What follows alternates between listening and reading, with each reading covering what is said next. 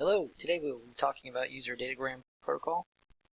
It is a Internet protocol in the Internet Protocol Suite, originally developed in 1980 by David P. Reed.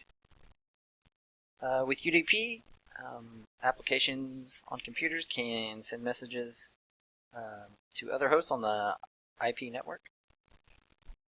Unlike some other protocols, prior communications are not required in order to set up the communication channel or the data transfer. And UDP sends messages, sometimes they're referred to as datagrams. Since UDP is part of the transport layer of the OSI model, compared to TCP, it provides a less variety of services. However, the lack of services does not mean a lack of usefulness. UDP is commonly used and can be used in anything that only requires a simple connectionist communication model. It only requires a minimum of protocol mechanisms. However, it does have some modicum of reliability depending on how you use it. So how is UDP used? Applications can exchange messages. UDP can be used to broadcast and multicast packets.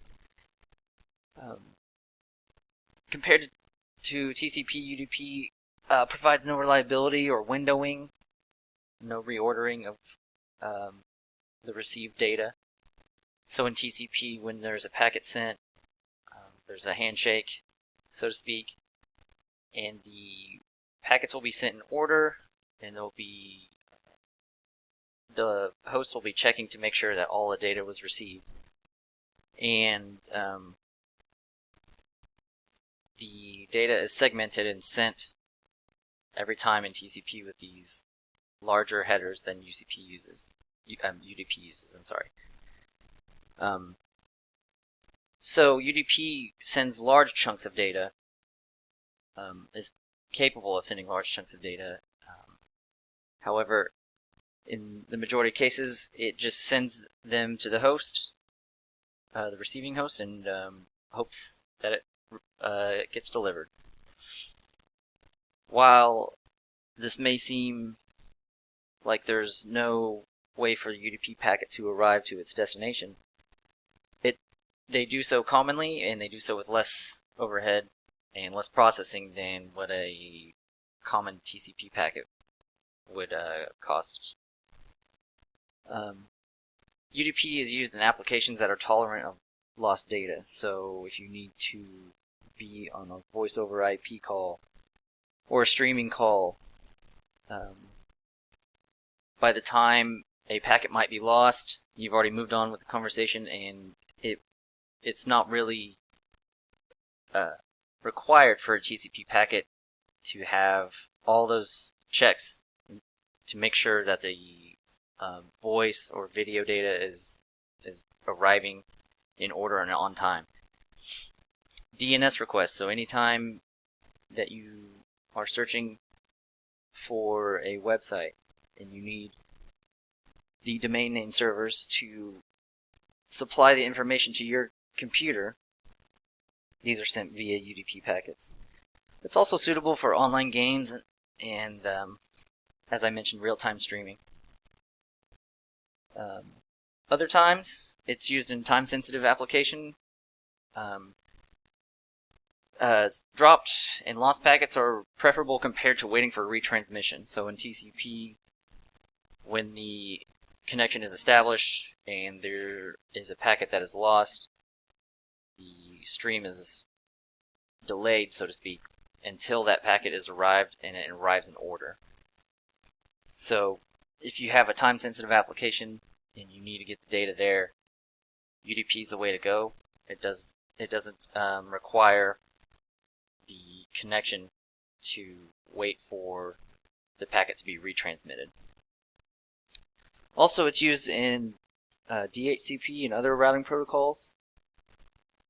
These allow routers to broadcast information routes, paths in this network and subnets. And that allows networking protocols to provide a better way to advertise IP addresses in the subnets. So as we discussed earlier, when applications are sending UDP messages, that there's less reliability than other internet protocols. However, there is still a small amount of reliability. In UDP, you can still multiplex. What this means is that computers receiving UDP packets can deliver them to the appropriate application using information in the UDP header. So the UDP header will wrap the data with a destination port and an IP address. So when the data does end up at your machine, in the socket, it will tell your computer which port to deliver the data to. And so the receiving application can then get the UDP packet and process it. So let's talk about the UDP packets. As we discussed, there's source and destination port fields. There's also length and checksum fields. Compared to a TCP packet, it's only 8 bytes, so there's less overhead in processing a UDP packet. Less cost for processing on your machine. Checksums can still be used for data integrity if needed. And the length of a UDP packet specifies the length in bytes. So the minimum is 8 bytes, which is the length of the header. There's a theoretical maximum, a little bit higher, but with an IP header and a 8-byte UDP header, the maximum bytes is in the 65,000 plus range. So the source port number identifies the sender's port, and the receiving port, or the destination port number, identifies the port on the receiver's end. The checksum may be used for error checking of data and the header, and the data in the header in the UDP packet. It's optional in Internet Protocol version 4, but mandatory in Internet Protocol version 6. A lot of times this may go unused, so it just carries all zeros sometimes. In contrast to UDP, TCP has message acknowledgement. If there is a need to retransmit a lost packet, there are retransmissions. If the connection is unreliable, then the connection will time out. So TCP uses the protocol stack and end-to-end communication that's established.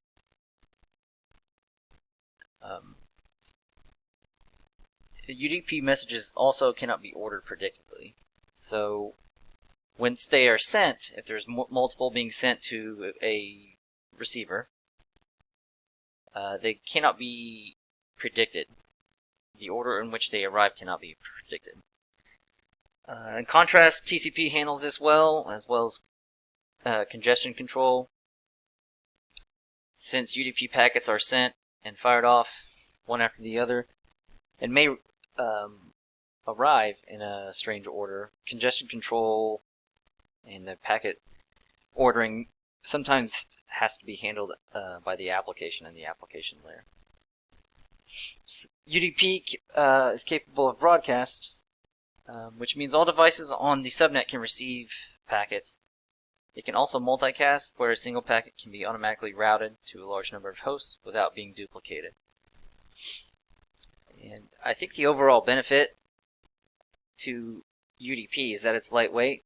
It's a small transport protocol designed to get data to its destination fast. Once those packets arrive,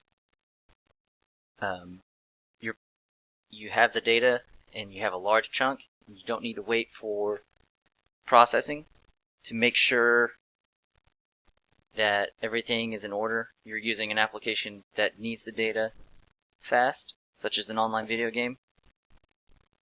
And if there was a lost packet, if there's any lost data, by the time it would be noticed, UDP has already sent more data to catch up. And so for applications that really need real time, such as video streaming, online gaming, UDP is the way to go.